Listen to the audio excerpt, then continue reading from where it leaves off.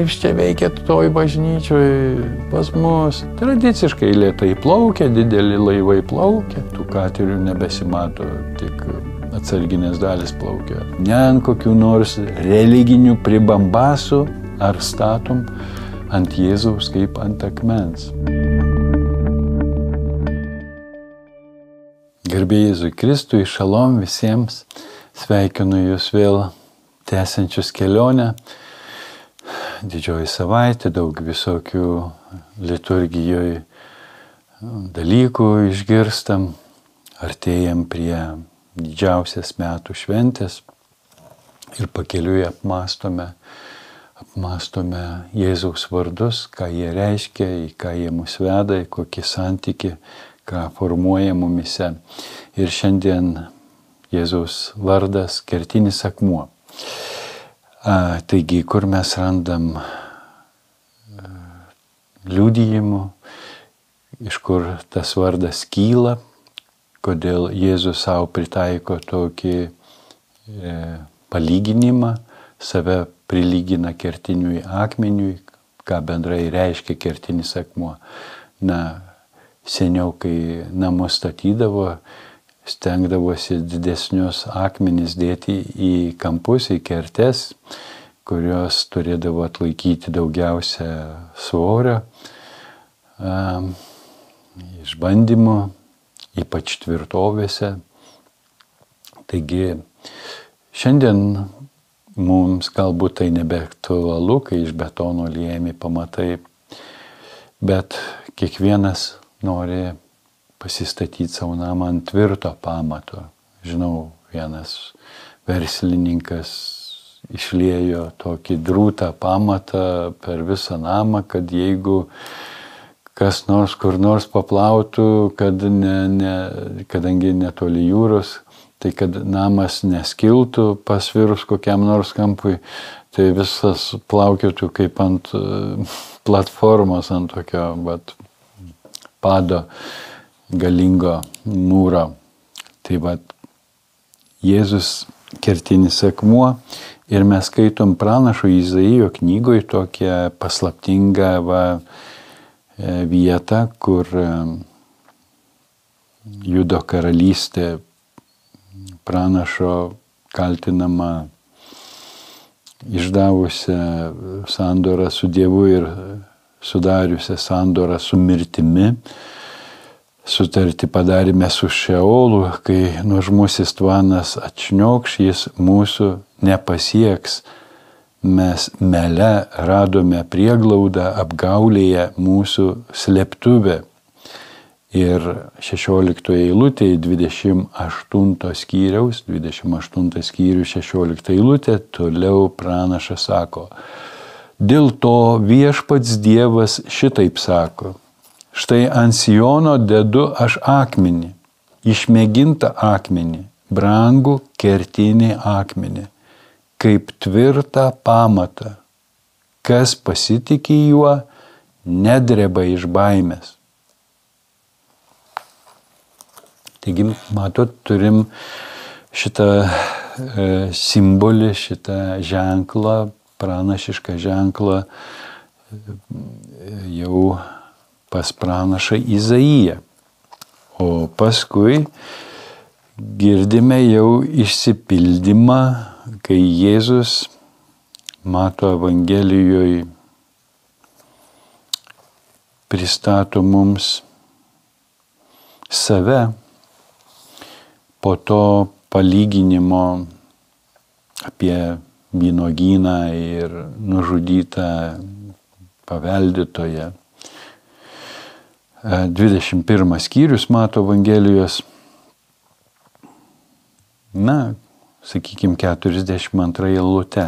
Tuomet Jėzus tarė: ar niekada nesate skaitę raštuose, akmuo, kurį statytojai atmetė, tapo kertiniu akmeniu.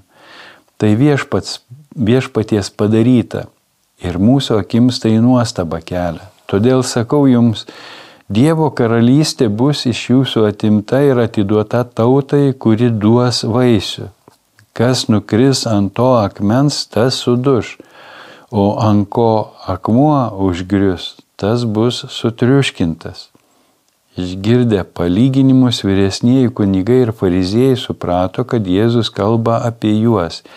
Jie stengėsi jį suimti, tačiau bijojo žmonių, nes tie laikė Jėzų pranašu. Taigi Jėzus save pristato kaip tą išpranašautą į kertinį akmenį, kaip tvirčiausią pamatą. Dar mes prisimename Jėzaus palyginimą apie žmogų, kuris pasiklausęs Dievo žodžio, užmiršo ir nuėjo, yra panašus į žmogų, kuris pasižiūrėjo į veidrodį ir užmiršo, ir žmogų, kuris statosi namą ant smėlio,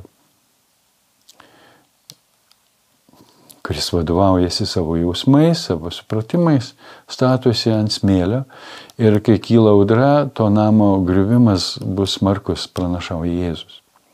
O žmogus, kuris klauso Dievo žodžio, jį atsimena, jį vykdo, yra panašus į žmogų, kuris statosi namą ant uolos, ant akmens. Ir kilus audrai, tas namas atsilaikys. Taigi, kas tas namas, kas tas akmuo, Jėzus kaip akmuo, o kas tas namas ant to akmens, ant Jėzaus. Kaip mes savo gyvenimą ar statom ant Jėzaus kaip ant akmens, ant Dievo žodžio, kuris kalba apie Kristų, pristato mums Kristų, pristato Dievo valią ir Kristus atėjęs pristato Dievo žodį, Dievo valią, savo liudijimu, savo mokymu, veda savo mokinius į tėvo namus, moko mus gyventi Dievo žodžiu ir duoda mums palyginimą, kad gyvenimas Dievo žodžiu yra ta statyba ant žodžio.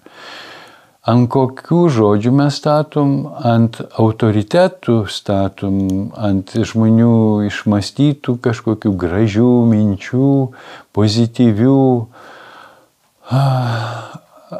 ant to, kas mums patinka, iš švento rašto pasiimam, kas mums patogu, ar statom iš esmės ant Dievo žodžio, nieko neatmesdami, nieko neišimdami, priimdami Kristų kaip atpirkimo auką už mūsų nuodėmes, pripažindami savo kaltes, savo nuodėmes, nes pasaulyje, ypač 20-21 amžiui, tokių ženklų yra įdomių vėl apie mega bažnyčias, pavyzdžiui, ir tikriausiai ne tik mega bažnyčias, bet ir Ukrainos įvykiai parodė,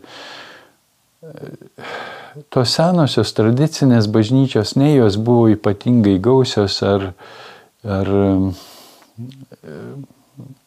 kažkuo išsiskyrė, tradiciškai lėtai plaukė, dideli laivai plaukė, bet buvo tokių katerių, tokių greitai besinešančių, greitai beaugančių bažnyčių, kurios sakė, ką jūs čia veikėt toj bažnyčioj pas mus, užeina audra, prasisuka audra, tie laivai kaip plaukia, o tų katerių nebesimato, tik atsarginės dalis plaukia. Tai su Ukraina panašiai atsitiko, kai prasidėjo Kijevo bombardavimas. Daugybė protestantiškų, kad ir charizmatinių bažnyčių, kurios labai stengiasi pamokslauti pozityvą, kuriuose buvo tikrai gražus šlovinimas, malonūs jausmai. Daugybė tų bažnyčių, kaip pastoriai prisipažįsta, prarado teologiją, prarado pamokslavimą, sugriuvo jų klestėjimo teologijos mokymai, nebežino, ką pamokslauti, nebežino, kaip toliau vesti. Bažnyčios išsivažinėjo, žmonės išbėgiojo į užsienius, paliko bažnyčią, paliko tėvynę, paliko viską, gelbėdami savo gyvybę. Savotiška buvo krizė, bent jau pirmaisiais metais, dabar gal jau atsigavo, bet apie ką tai kalba, ant ko žmonės stovėjo, o tie, kurie stengiasi ugdyti pasiaukojimą, tarnystės, maldą už kitus, ne tik už save, ne tik savo klestėjimu rūpintis ir teigiamom emocijom, bet kurį ragino ir į atgailą, pas tuos netokia stipri krizė. Taigi, dėl ko aš tai užsimenu, kartais pastebimas reiškinys, kad šiais laikais vėlgi kartojasi, kad kunigams, pastoriams svarbu yra populiarumas, svarbu, kad kuo daugiau žmonių patraukti įvairiom priemonėm, patraukti gražiom giesmėm, į tai investuojama ir tai atsiperka, ir tai pradeda slysti tokį, kaip sakant, biznio plano projektą daugiau panašėti bažnyčiai į komercinę organizaciją, į koncertinę tokią organizaciją, kur parduodami geri jausmai religiniam formate ir ar tie žmonės statosi savo namus, savo gyvenimus ant Dievo žodžio pilnatvės ar ant tik tokių išrinktų citatų, kur pataikauja žmonių jausmams ir pataikauja geroms emocijoms, atpalaiduoja nuo atsakomybių, nuo rūpesčių, tave Dievas myli tokį, koks esi, tau nieko nereikia daryti, tu tik svajok, tau skirti pažadai, tavo teisės, o apie pareigas vengiama kalbėti, apie pasiaukojimą vengiama kalbėti. Aišku, reikia užsimokėti, kad tu klestėtum, kad tu praturtėtum, tu turi 10 mokėti, bet tikslas vėl ne iš meilės ir dėkingumo Dievui, bet kad tu turėtum pelną, kad tave Viešpats laimintų, tu būtum dar turtingesnis. Ir buvo kai kurios mega bažnyčios, kurios propagavo tokias visokias ekonominės piramidės, finansinės piramidės su visokiom paskolom bankų ir panašiai, investicijom. Ir sakė, jeigu tu svajoji apie 1 milijoną pelno, tai tu šiandien užsimokėk 10 nuo to 1 milijono ir tau garantuotai Dievas palaimins, gausi 1 milijoną. Žmonės ėmė paskolas. Tai ant ko jie statė? Viskas labai gražu, tarsi ant Kristaus. Ir garbinamas Dievas. Ir atrodo su dvasios jėga. Ir žmonės liečiami jausmai, bet kas juos liečia muzikos ritmai, ar iš tikrųjų šventoji dvasia, ar jie atsiveria perkeičiančiai Dievo jėgai, Dievo žodžiui, ant ko jie statosi savo namus. Nazarete, kai lankysitės, yra ten vadinami Jozapo namai ir ten yra sena mikva, kuri perdaryta krikščionių į krikštyklą. Ten yra keli laipteliai, ar 4 ar 6, nebeprisimenu, akmenukais papuošti, simbolizuoja 6 berods hierarchinius dvasinius laipsnius, o apačioje yra griuvelis padarytas, kuris simbolizuoja Jordano upę, yra juodas akmuo, į kampą įdėtas kertinis akmuo. Ir krikštijamasis turėdavo atsistoti ant to juodo akmens, kuris simbolizuoja Kristų kertinį akmenį, kad tu dedi viltis į Kristų, ant jo stataisi savo ateitį, savo gyvenimą. Ir kaip Petras mus moko savo laiške 2 skyriui nuo 4 eilutės, 1 Petro laiškas, 2 skyrius, 4 eilutė. Ženkite prie jo gyvojo akmens, tiesa, žmonių atmesto, bet Dievo išrinkto brangaus.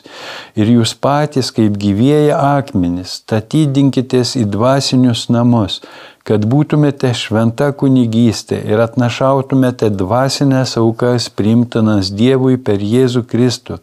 Todėl rašte pasakyta, štai aš dedu Zione rinktinį akmenį, brangų kertinį akmenį, kas tik į jį nebus sugėdintas.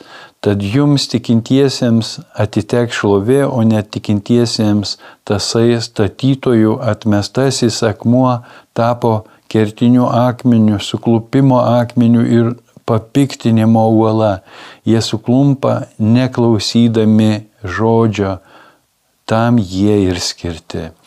Taigi mes dar kartą raginami, kaip gyvieji akmenys, statydintis į dvasinius namus, bažnyčią, kad jis stovėtų ant kertinio akmens, ant Kristaus, ne ant kokių nors religinių pribambasų, į ką sudeda žmonės dažnai viltis, nes juos traukte traukia prie stabų ir piktoji dvasia žūtbūt nori mus nuo to kertinio akmens kur nors nuvesti ir kad mes patirtume geras emocijas, o paskui pareis sąskaitos, pražūtis.